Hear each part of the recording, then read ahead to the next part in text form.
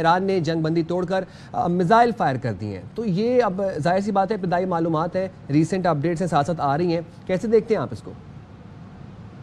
I think एक तो जंगबंदी इंशाल्लाह चलेगी और इसमें लास्ट टाइम भी आपको याद होगा भारत और पाकिस्तान के दरमियान जब सीज फायर हुआ था तो बीच में कुछ चीजें चलती रही थी। और साफ ज़ाहिर है it's not an on off switch with Trump के वो ऑन ऑफ स्विच इस्तेमाल करेंगे, सडन चीज़ें बंद हो जाएंगी। इसके अंदर ये भी रिपोर्ट्स हैं जो ईरानी वज़ीर ख़ारजा का स्टेटमेंट है कि कुछ इलाके ईरान के जो वेस्टर्न ईरान में वो हिट किए थे इसराइल ने इस अनाउंसमेंट के बाद।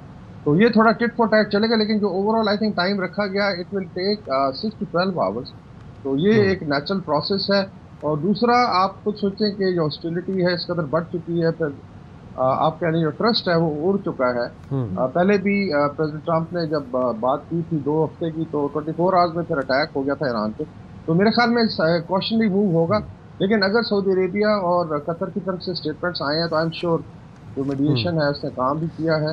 आई थिंक जो ग्राउंड पे हालात हैं बड़े मेजर शिफ्ट हुआ है पिछले आई वुड से 2 महीने में। इसको मैं लिंक करूंगा पाकिस्तान भारत के साथ भी, बड़ा ज़रूरी है बिकॉज ये 2 पैरेलल एफर्ट थी spread over period of 1 month. और ये बिल्कुल कोई बाय डिफॉल्ट नहीं है, बाय डिज़ाइन था। पहले खुदा न खासा पाकिस्तान को डेंट करने की कोशिश की गई, मोदी का जबड़ा तोड़ा गया। 2 ही फाशिस्ट हैं, एक मोदी है और एक नेतन्याहू है। फिर ईरान पे अटैम्प्ट हुई कि इस तरफ से डिस्टेबलाइज करके रीजन को मकासद हासिल किए जाएँ। ईरान की रेजिलियंस, इनकी leadership which I say is calm like an ocean with a depth and wisdom, उसने and then I think global south Iran के साथ खड़ा हुआ। उसमें पाकिस्तान ने एक बड़ा मेजर रोल प्ले किया, डिस्पाइट के लोगों ने बड़े बीच में कॉमेंट्स दिए, लेकिन अल्टीमेटली एवरीबॉडी वांटेड पीस। और ये क्वेश्चन एंड वकार साहब, लेट्स नॉट फॉरगेट कि जिस तरीके से भारतीय एजेंट्स रॉ के मोसाद के लिए काम करते पकड़े गए, और एक नहीं दो नहीं मुतादिद पकड़े गए, भारत के डबल स्टैंडर्ड्स खुलकर सामने आ गए। और ईरान भी अब इस बात को रियलाइज कर चुका होगा जब पार्लियामेंट में तशक्कुर पाकिस्तान के नारे लगे कि since mayor billions of dollars की जो इन्वेस्टमेंट है इंडिया की चाबहार पोर्ट में, उसका मतलब ये नहीं है कि भारत ईरान के मफाद में है। मैं आपसे यही बात करने लगा था कि जंगें आसान नहीं होती, नुकसान दोनों तरफ होता है। इसराइल का नुकसान भी हम उसके हवाले से भी बात करेंगे, वो तो हमें देखें तल अवीव के मनाजिर क्या थे, आयरन डोम किस तरीके से फेल हुआ। लेकिन ईरानी इंटेलिजेंस का जो फेलियर था, जिसके शदीद नताइज थे, पासदारान इनकलाब के सरबराह शहीद हुए, आर्मी चीफ शहीद हुए, साइंटिस्ट मुतादिद शहीद हुए। तो उस हवाले से भी आप जरा, मैं चाहता हूँ कि आप रोशनी डालें कि ये फेलियर को ठीक करने का टाइम आ गया, लूप होल्स को, लीकेजेस को फिक्स करने का टाइम आ गया। एग्जैक्टली, आई 100% एग्री। इसमें काफी सारे लूप होल्स थे और समाव जो जिनको दोस्त ममालिक समझते रहे, मैं भारत को जरूर इसमें मेंशन करूंगा कि पहले कतर के साथ ये गद्दारी कर चुके हैं।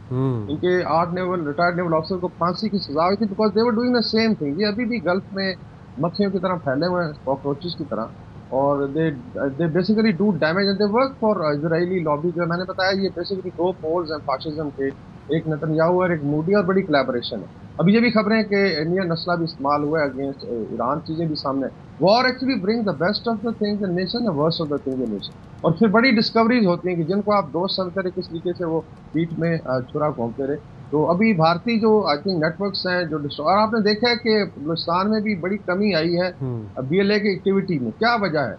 वजह यही है कि अभी शेयरिंग हुई इन्फॉर्मेशन हमारी इंटेलिजेंस एजेंसियां ईरान के साथ कोऑपरेट कर रही हैं, और उसमें बहुत सारा अनर्थ हो रही हैं चीज़ें जो ऐसा सामने आएंगी। मेरे ख्याल है टेररिज्म की कमर तोड़ी जाएगी, इंक्लूडिंग जो हिंदुस्तान और कितना फारज है। अभी आ जाते हैं कि ओवरऑल जो इंटेलिजेंस फेलियर था, I think this was continue for last 12 years, जिसमें ईरान के साइंटिस्ट जो हैं वो शहीद किए गए। फिर कासिम सुलेमानी साहब का है, बिकॉज इनसाइडर इन्फॉर्मेशन थी।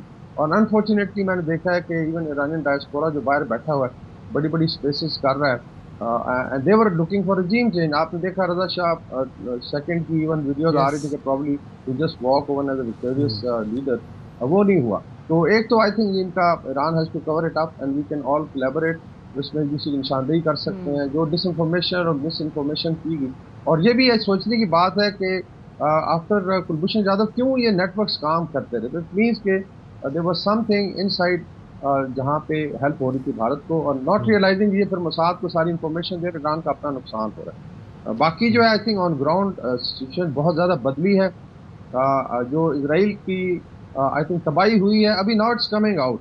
और मैं अभी देख रहा था, there was some statement by some African leaders जो सोशल मीडिया पे चल रहे हैं कि आपने जब फलस्तीनियों को बॉम्ब किया, हॉस्पिटल को, आपने डॉक्टर्स को शहीद किया, आपने बरी कर, माएँ अपने बच्चों की लाशें तलाश करती रही रूबल के अंदर, उस वक्त तरस नहीं आया। और अभी आप मर्सी और सिंपैथी मांग रहे हैं। तो I think there is also call within Israel, एक इनके बहुत बड़े फिलोसफर हैं एब्सलोन एलिजाद, इसने कहा है कि टाइम आ गया इस गैंग से जान छुड़ाई जाए, यानी नेतन्याहू से जान छुड़ाई जाए। अल्लाह का करना ये हुआ है कि ये रजीम चेंज चाहते थे ईरान में और पाकिस्तान में, और आज ईरान इसराइल में रजीम चेंज की बात हो रही है।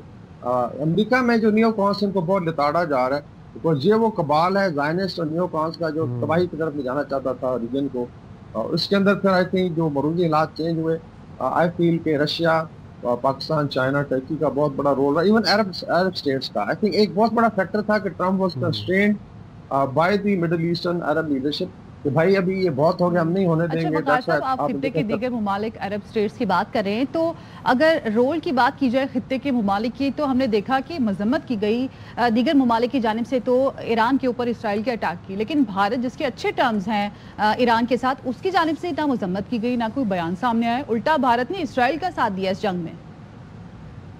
जी वही आई थिंक बात हो रही थी कि बेसिकली अगर आप देखें तो दो पोल्स हैं इंस्टेबिलिटी के और फाशिज्म के। एक पोल दिल्ली में है जिसको मोदी लीड करता है, RSS they were planted here, और एक तरफ नेतन्याहू जो I think this is the fourth time he is the prime minister जो क्रिमिनल है। तो ये this is how they were controlling ये पूरा रीजन। अगर आप देखें सेंट्रल कमांड के रीजन में आता है इजराइल से लेकर पाकिस्तान, सेंट्रल एशिया, और एफर्ट थी कि इन दो ममालिक को जो है खुदा न खासा डेंट किया जाए, बिकॉज यही टोटल रेजिस्टेंस रह गई थी। टर्की, पाकिस्तान, ईरान ये total resistant I would say कर सकते हैं, और एक मेजर एफर्ट हुई है 1.5 महीने में। इसकी आखिर पूरी स्टडी होनी चाहिए कि ये जो है ऊपर नीचे क्यों किया गया है, was it designed by the Zionist and neocon Israeli operator की तरह से, तो भारत क्यों करता कंडेम जो है। और अभी I think with in India भी आवाजें उठ रही हैं कि मोदी की पॉलिसियों ने इसको आइसोलेट किया है विद इन इस्लामिक वर्ल्ड, उसके ताल्लुकात खराब हुए हैं पूरे साउथ एशिया में, बिकॉज इनका बेसिकली एक सेल्फ एंटाइटलमेंट का जो है बेसिकली इनके साथ इशू है, चाहे वो ज़ायनिस्ट ऑफ इजराइल है या फाशिस्ट ऑफ आरएसएस है। ये हमेशा मजहब को सामने लेके आते हैं। दोनों स्टेट्स का आप देख लें, हमेशा अच्छा, तो आप समझते हैं कि खित्ते के दो ताकतें जो अपने आप को बड़ी पावर समझते थे, भारत और इसराइल जो समझते थे कि किसी भी मुल्क पर अटैक कर देंगे, हालिया जंगों में जैसे कि भारत को जवाब दिया पाकिस्तान ने, ईरान ने जवाब दिया इसराइल को, तो आप समझते हैं कि इन ताकतों को जवाब मिल गया कि ये ममालिक कमज़ोर नहीं है? जी जवाब मिल गया, लेकिन एक चीज़ मैं ऐड कर दूं कि अभी आपने खुद देख लिया है कि आजकल के दौर में why military power is important. यहाँ पे बैठ के बड़ी लेक्चरबाजी होती है, जो डिफेंस बजट उधर कर दें उधर कर दें, फौज क्या कर रही है, एजेंसियाँ क्या कर रही है। तो देखें जब सॉवरेनिटी का मसला आता है, जंगे साफ हर साल तो नहीं होती, could be 10 years, could be 20 years. Ukraine Russia में देख लें, यूक्रेन भी बजट बचाता रहा, $3.5 बिलियन पे ले आया था, और अभी they are spending $60 billion a year, लेकिन पूरा नहीं पड़ रहा। उसके अलावा जो है देव लॉस $1.5 बिलियन की तो सिर्फ रियल स्टेट लूज कर चुका है। तो जंगों में फिर ये होता है, अगर ईरान के पास इमेजिन करें मिलिट्री पावर ना होती और उनका क्या हशर होता। तो that's why all the more reason कि पाकिस्तान शुड बिल्ड इतनी पावर होनी चाहिए कि आप हर फ्रंट पे लड़ सकें, और I think we should be strengthening and definitely इंशाल्लाह पाकिस्तान प्रोग्रेस भी करेगा, इकोनॉमिक स्पेस भी बनेगी, और ऑनर के साथ हम आगे चलेंगे। एंड आल्सो वकार साहब, जस्ट टू ऐड, इसराइल को अपने डिफेंस सिस्टम में बड़ा तकिया था और बड़ा चर्चा था आयरन डोम का, हमने भी सुना हुआ था आयरन डोम कोई चीज़ है। उसके बाद डेविड स्लिंग की बात की जाए, एरो की बात की जाए, मुतादिद ड्रोन्स एंड एवरीथिंग, लेकिन ईरान जैसा मुल्क जिसकी फ़ज़ाई ताकत भी इतनी ज़्यादा नहीं थी, उसने हमें देखा फिर कि तल अवीव के क्या मनाजिर थे, लोगों को बंकर्स में छुपना पड़ा, इजरायली सेटलर्स जोक दर जोक तल अवीव छोड़कर भागे। तो ये कितनी बड़ा एक्सपोजर है कि कैसे एक्सपोज हुआ है इसराइल का डिफेंस सिस्टम। और ये बात तो अब बहुत क्लियर हो गई है रोज़े रोशन की तरह कि अगर अमेरिका इसराइल की पुष्टपनाही छोड़ दे फॉर अ सेकंड भी, तो Israel can do nothing without America. जी I think all the more reason, you are absolutely right. बल्कि आई वुड से कि अभी तो अमेरिका साथ शामिल था ना, अटैक्स भी किए, तो इनकी कंबाइंड मिलिट्री पावर भी ईरान को इस तरीके से डेंट नहीं कर सकती।